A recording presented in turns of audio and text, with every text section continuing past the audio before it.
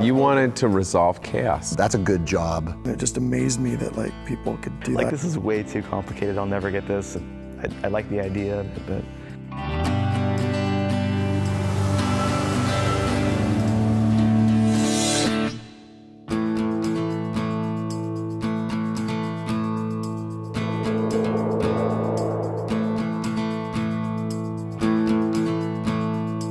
My parents played music, and so there was always sort of an encouragement to do music.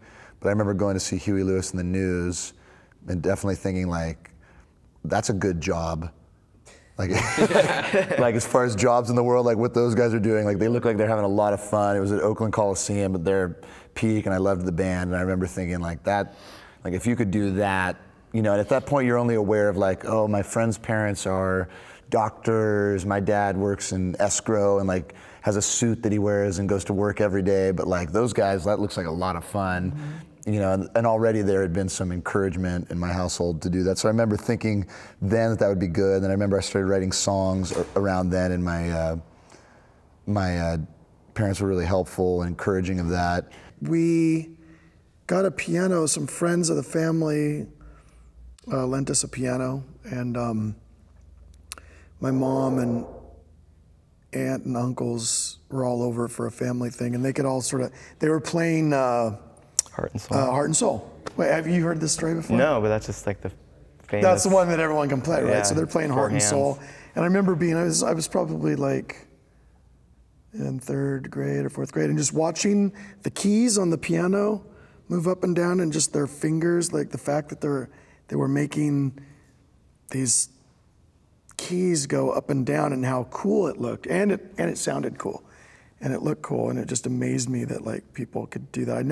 I think at that point I'd never really seen, I definitely had never seen someone play the piano, I don't think. So, and I just remember thinking that I gotta be able to just do that, like that's amazing. I had a guitar at the house that I'd gotten in 5th grade, but then I played a little and then didn't really get in it. And then 7th grade, I was like getting back into music. And I kind of wanted to play drums, but my dad was like, no, you should totally play guitar, because then when you like go to parties, you can pick up a guitar. Yeah, I think my dad always admired the guys who would show up at the party and like sit down at the piano or pick up the guitar and like play. So it might have been that he just didn't want someone playing drums in his house, but that's what he told me. Yeah. He was like, no, play the guitar. I kind of was like brought up with music around the house, like having my older brother and older sister, and my parents even, like they had instruments. There's recorders, and there was melodicas, and we had a piano for a lot of my childhood. So, I was always around it. My older brother played baritone horn, and I think like when I was 5 or so, like I was put into the piano lesson thing. I didn't really like it very much, because I would show up unrehearsed, and I just felt kind of bad about myself, you know, like this is way too complicated, I'll never get this. I like the idea of it, but I think kind of like when the pressure was off, and when I was just home alone or whatever, like and the piano was sitting there, I just like would go up to it and sort of mess around on it and just enjoy the resonance and the sound of it, you know, and like play little melodies or mix stuff up on it, or maybe try to play Heart and Soul by ear or something. And I mean, that was like that definitely got me excited about the idea of like getting into music possibly. And then but I think the real aha moment was maybe seeing Zach at the talent show in 7th grade. But I remember I remember seeing the band and just being like, oh, that's pretty sweet.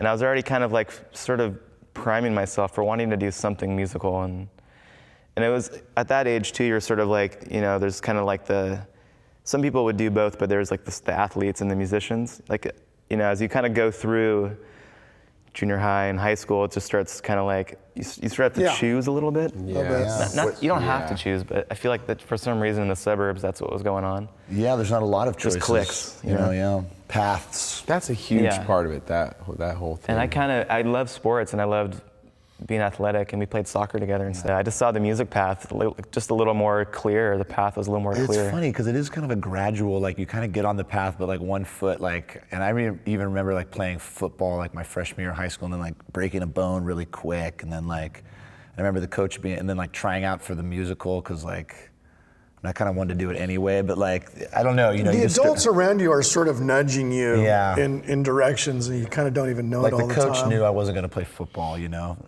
I remember like him saying like, "Hey, I heard you tried out for the musical. That's good." Encouraging you.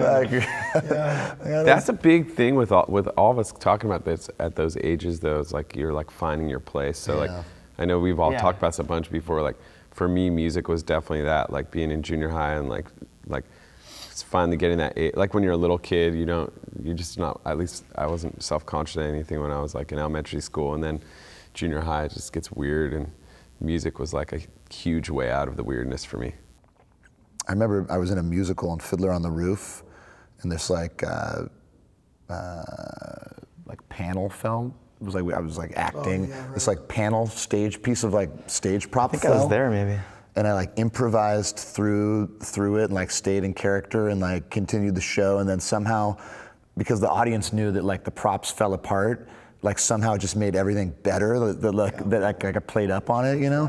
And and then I remember like afterwards going outside and like having a profound moment of like that was what I wanted to do. Like whatever it had happened, like right? Performing. You wanted to resolve chaos. I wanted to like resolve. Be in a jam band. Yeah, sort of, you know? And then I remember at that point I was like, I would tell people I wanted to be a rock star. And then I remember getting to college and seeing Evil Farmer play. And at that point, like there wasn't, in high school, it's like we were like a great band in high school.